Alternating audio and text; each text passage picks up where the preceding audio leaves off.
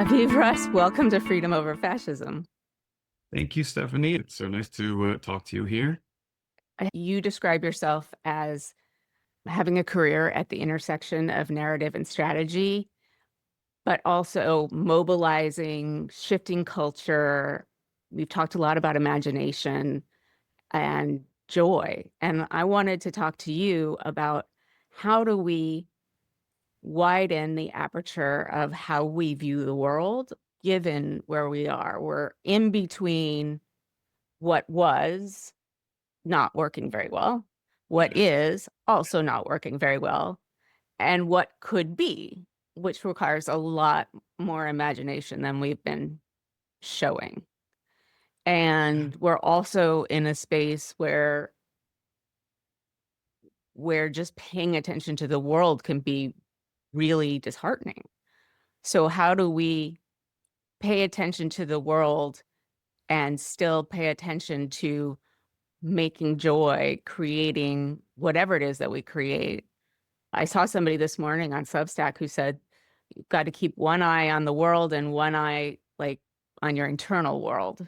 And I thought that was a Totally. very interesting way of thinking about it. He was an artist. So what are your thoughts in terms of, that's a lot I just threw at you, but yeah, let's. Let's take it apart though.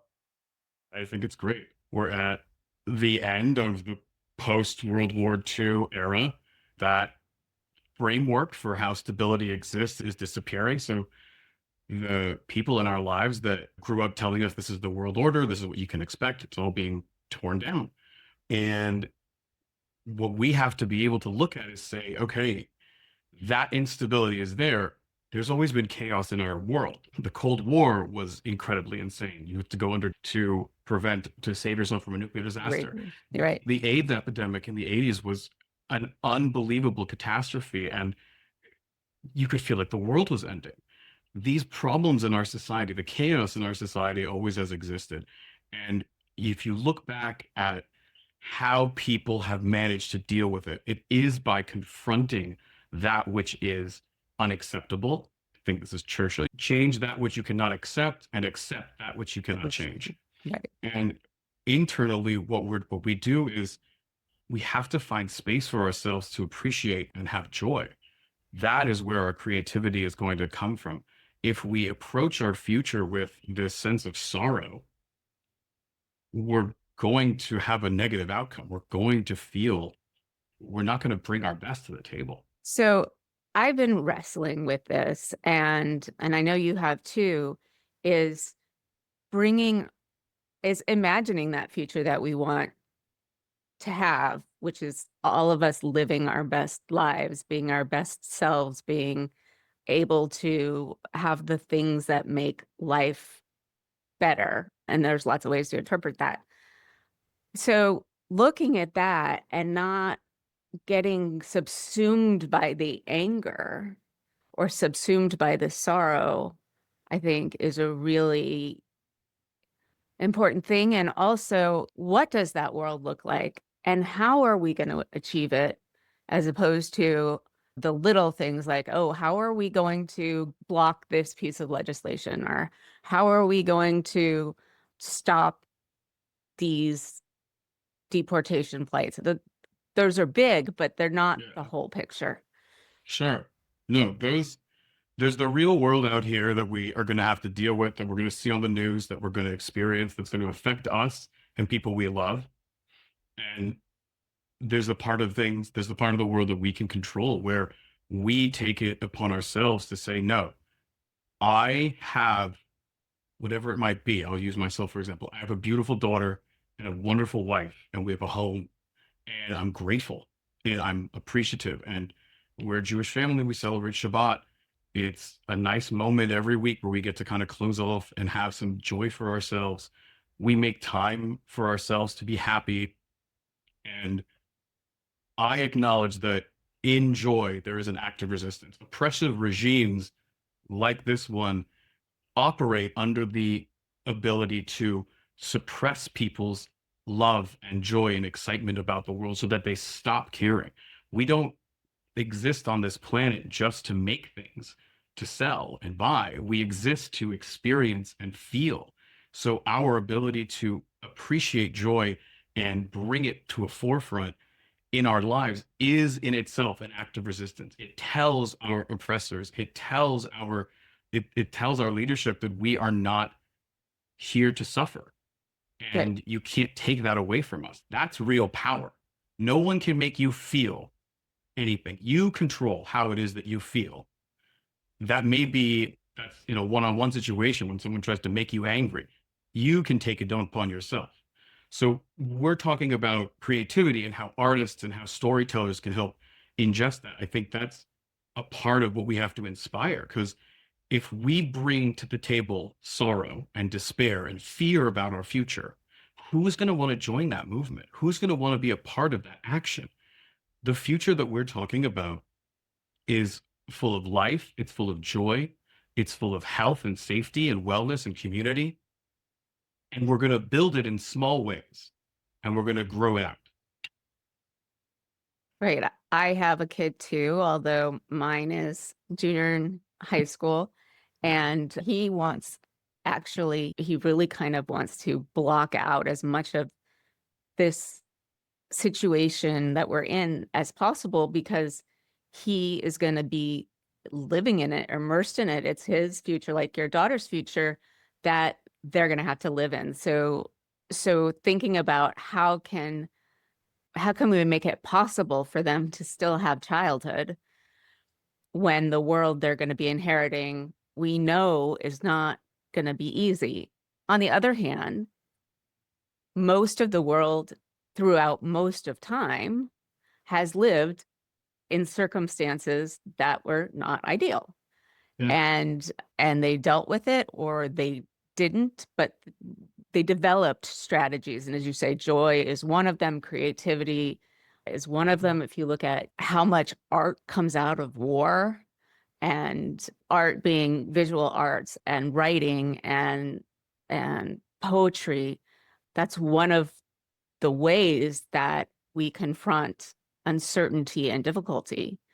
Yeah. And I talk here a lot about hope being an action, Yeah. and that in some ways that I'm doing this because I need to in order to have hope. But I think what you're saying is joy is an action also. And Absolutely. that's what can save our true inner selves from disappearing into this miasma of uncertainty and death. Not to get too But that's how you feel. That's your real reaction to this. And you're not alone in that sensation. But our ancestors and have chosen joy not because they were naive, but because they were stubborn. right. We're talking about a belief that the future, a different future, is still possible. Right. And I'm Jewish also. So the whole concept of leave the world in better shape than you found it, repairing the world, but the idea that you are not expected to solve the whole problem, but also you can't not, you are not to refrain from starting it at all. Yeah. So if we put in joy and creativity as part of those things that bring together a community, bring together a family, widen the tent of people that we consider our family, that's a much more enjoyable way to live than constantly being worried about the next action that's going to make us more miserable. Yeah. I have taken the approach that I am not going to be angry at the lunatic in the White House being a lunatic, because that's what he is supposed to do. I'm no longer surprised at the lunatic behavior. I am no longer angered by it in that same way. I've come to expect it. And it's a personal choice I'm trying to make. It's despicable, and I can't watch all of it because it's despicable. But I know what's happening, and I choose to take my energy and my efforts and my feelings towards the people in my life that I know I could have an impact on, and the communities that I know understand this feeling and this willingness to confront danger and confront evil in a way that is personal.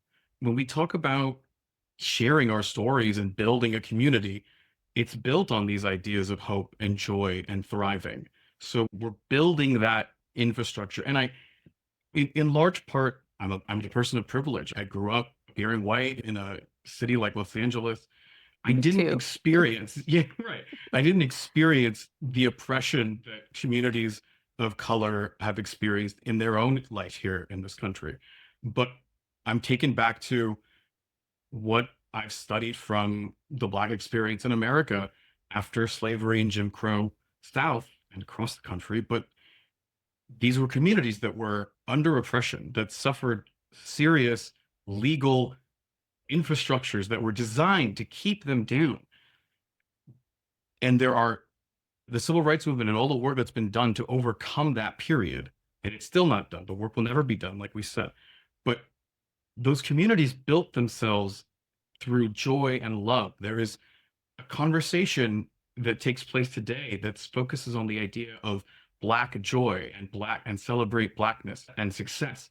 All of that emanates from a place of love and power and identifying with oneself, how important those feelings are.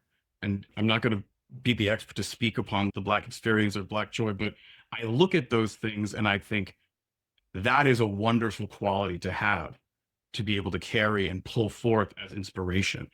And I appreciate it for what it is. And I think it's a good lesson and a good model to say, yeah, we can overcome. Right. I think that's a song or a hymn somewhere. Yeah, right. It's not by mistake that it No. is there. So as I think about this, it sounds great and it would be very helpful for my mental health. And thinking about the dude in the White House, an old therapist of mine said, he's a tree. What do trees do? Trees do what trees do. They exist to wave their leaves and just stand up with leaves going on and off of them throughout the seasons. And if we think of the people that we can't change, and chief among them is that dude in the White House, as something like a tree that has its own nature, that has everything about it that we have no influence over.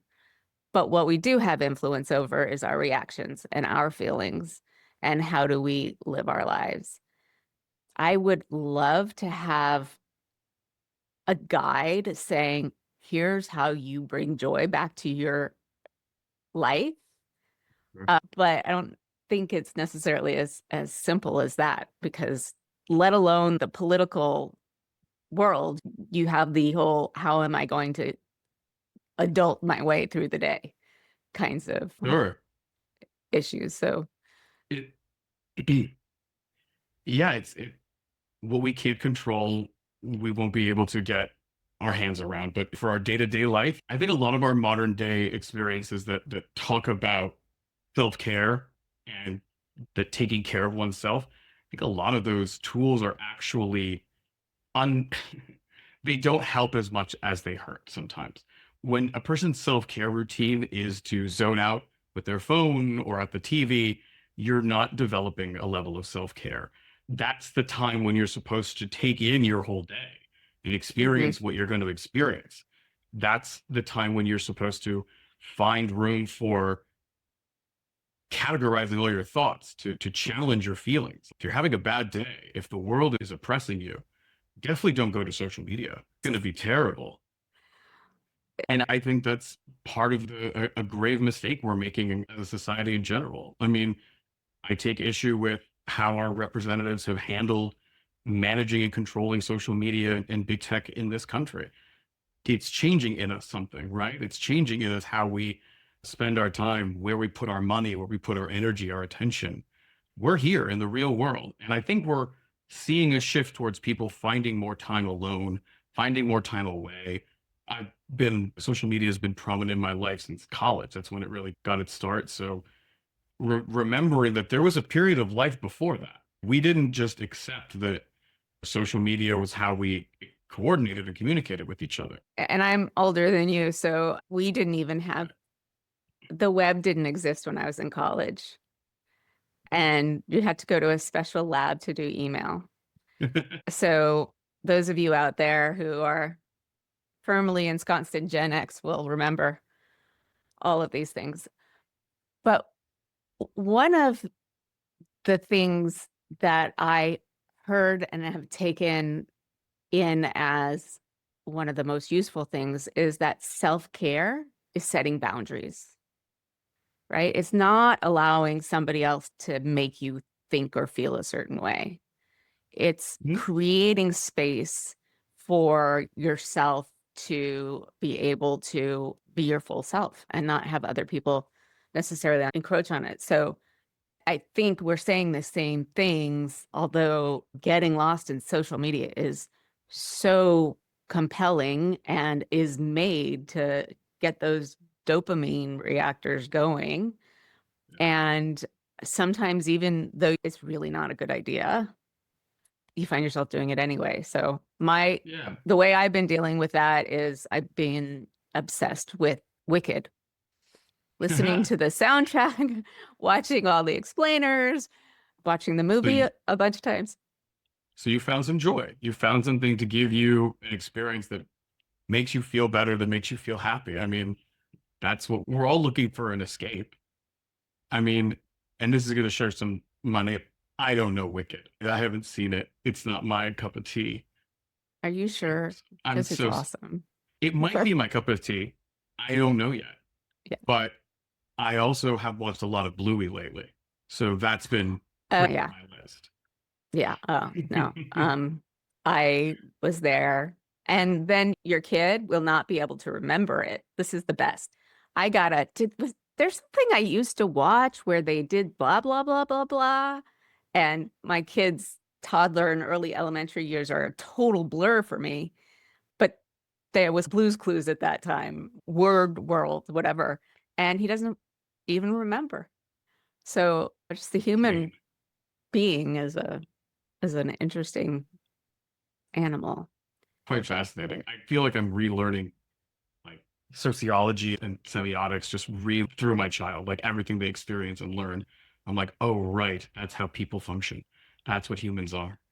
But kind of getting back to the topic, like we're in this very challenging moment where we have to learn, maybe relearn what boundaries are, what health is, what are the ways that we protect ourselves from the real harms that are out there without becoming numb to it and ignoring it. And I Right. think to me, that comes back to joy is going to a protest. Joy is taking part in action that will make my world a better place. Joy is going out into my community and finding people and shopping at more local places so that I know what that life is like. The more we're putting ourselves in a place where everything is faceless and just a transaction, we lose a sense of ourself and our community and our identity, and we just make everything into a trade this, trade that culture. And that's a very macro idea. Like it's not easy to just transfer that, but the more the world is toxic online, find the room in your real world to find something that's really beautiful. And Mhm. when we think about this from the sense of like our storytellers and our leaders, like that's how we build community is through stories, through the idea that a future is not only possible, but inevitable when we come together in these ways, when we talk to each other and don't ignore these issues. We're so much we have so much wealth in this country. And what we lack maybe is courage. That's where I'm at with this. And confronting people, confronting our own leadership on the notions that, like, you have taken half measures to help our society. You have settled for things that have not been good enough for us. I need you to go further. I need you to finish this job. And if you can't, I will, or this person will. Like, I saw that David Hogg was recently from his triple C, whatever his Democratic position, but he's using funds to support races where Democrats are waffling, weak, conservative, and he wants younger people, more progressive people in those places, challenging them in seats that are safe. And that's healthy. That's necessary because we're not moving in the direction we need to move. That's given. But Right. like But we need it. yeah, our leaders are old. Mhm. They're half measures. I get so frustrated. Even those who know that they need to do more, I still feel are just talking. My representative is Catherine Clark, the Democratic whip. And Okay. right, she talks a pretty good game. Have I seen her doing anything? Not really. Who is doing great is Jasmine Crockett and AOC. And how many people are listening? I mean, AOC and Bernie and are sort of blurring the line between culture and politics, and they're drawing great crowds. And that energy needs to be harnessed. But Jasmine Crockett has been speaking out the whole time. She gets treated like a Black woman. And she's making everybody else like everybody else needs to be putting their whole selves into this leadership thing the way that she is. And all the things that are wrong with this country are evident when we think about how many people listen to her or not. Yeah, 100%. Jasmine Crockett's been very good, outspoken on these issues. She's got a talent for speaking and communicating and getting her values across. I think she'll only get better at it, and more people should listen. It's also important in times like this to recognize that great systemic changes in our society have seldom come from inside the government. They have come from outside pressure put on by people like us through active participation in society to affect those things. These aren't, we aren't being radical for the sake of disruption, because the cost of delaying is a moral failure.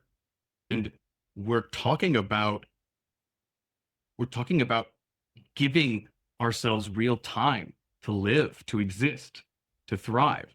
And I think that that's gotten lost in a leadership that is, yeah, geriatric and unable to understand the current needs of the day. We're over defending the crumbs of a broken system here. We've got to move past this.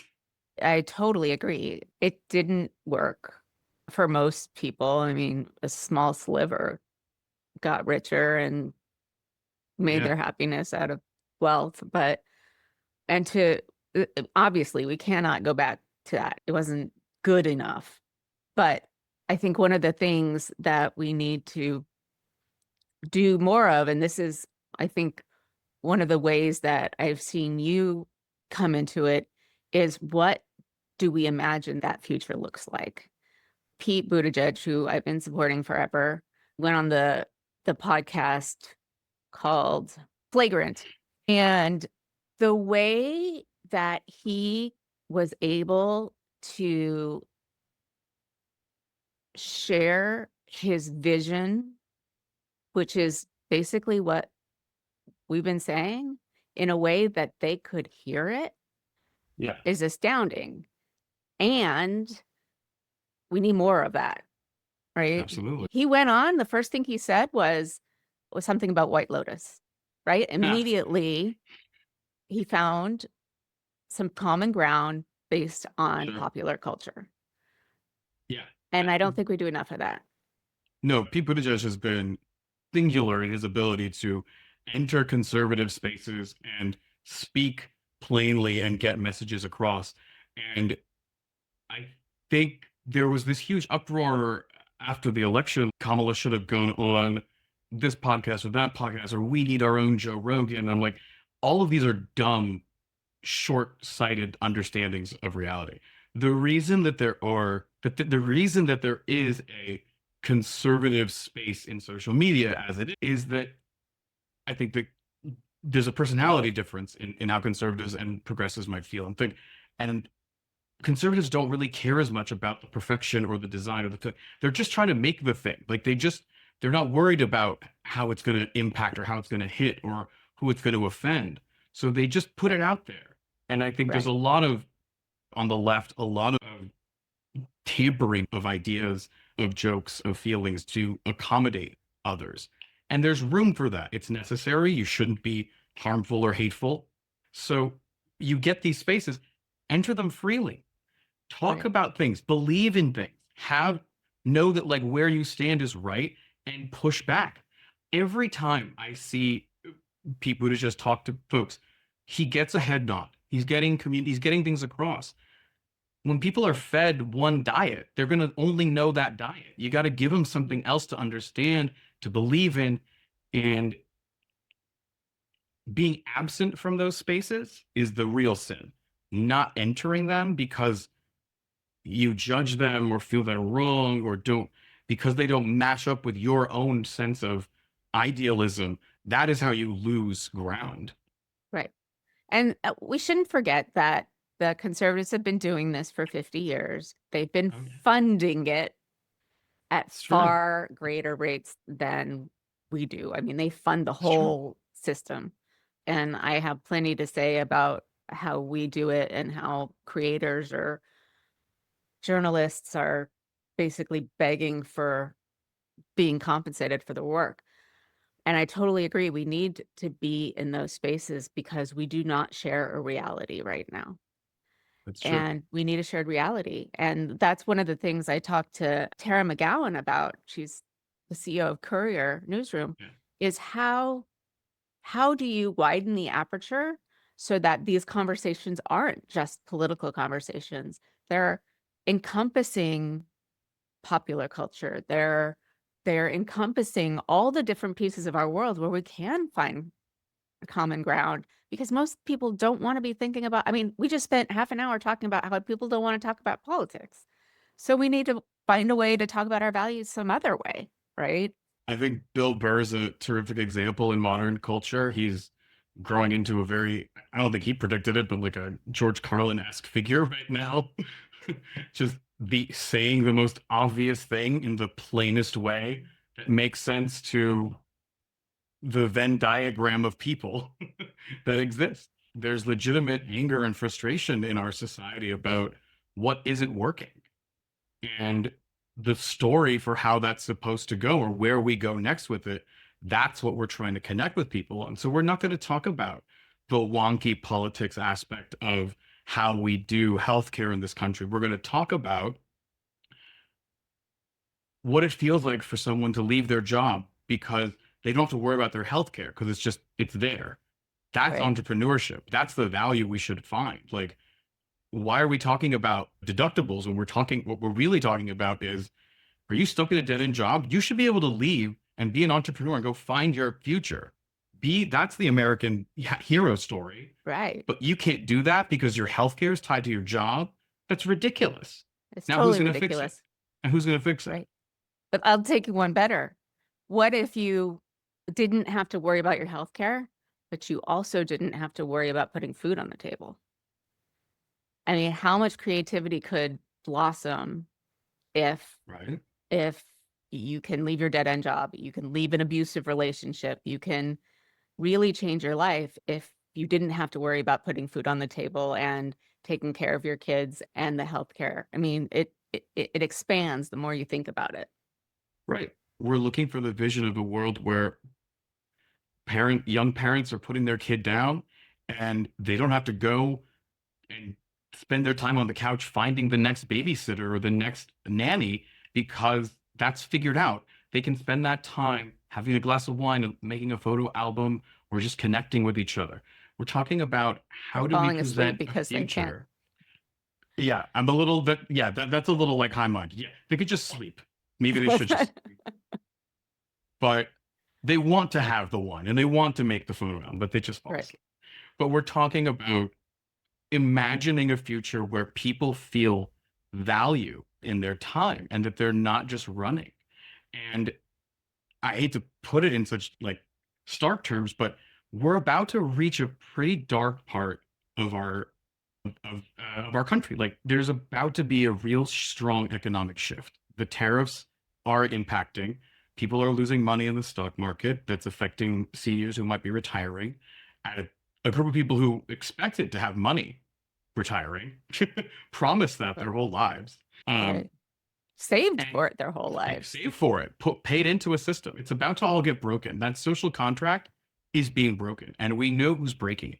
So not only are we able to present a story about the vision for our future that includes you and that includes your freedom and your well-being, we're going to be able to point to a villain that's on TV all the time, that talks absolute nonsense, and who is looking more and more out of touch with the average American, who doesn't understand that empty shelves mean less food for children, who doesn't understand the cost of milk. I mean, this is how much could one banana cost? $10? It's Right. like, where are we? That is how disconnected these people are going to look. Do look. Right. And that's the idea to people. These are aloof, these are lost, understanding billionaires without a care in the world for you. And they've lied. And we can tell that story quicker now with social media, with the internet. We can get to people faster. And as long as we hold on to the sense of confidence and strength in ourselves that we can move to that next place, we'll be able to tell those stories and move people in ways and talk to them in the places where they are, on their platforms, in their circles. But that takes resisting the urge to become insular. We've got the vision. We've articulated it. Now we need to go make it so. And that'll be hard work. But I love diving into the joy. I can't believe I didn't say this until the end. I teach leadership courses that are all about being better humans, humaning better. Really, all relationships, all difficult conversations, all work kinds of things involve being human and bringing your whole human self. And politics is no different. We need to be humaning a little bit better. I like humaning. I think we all just need it.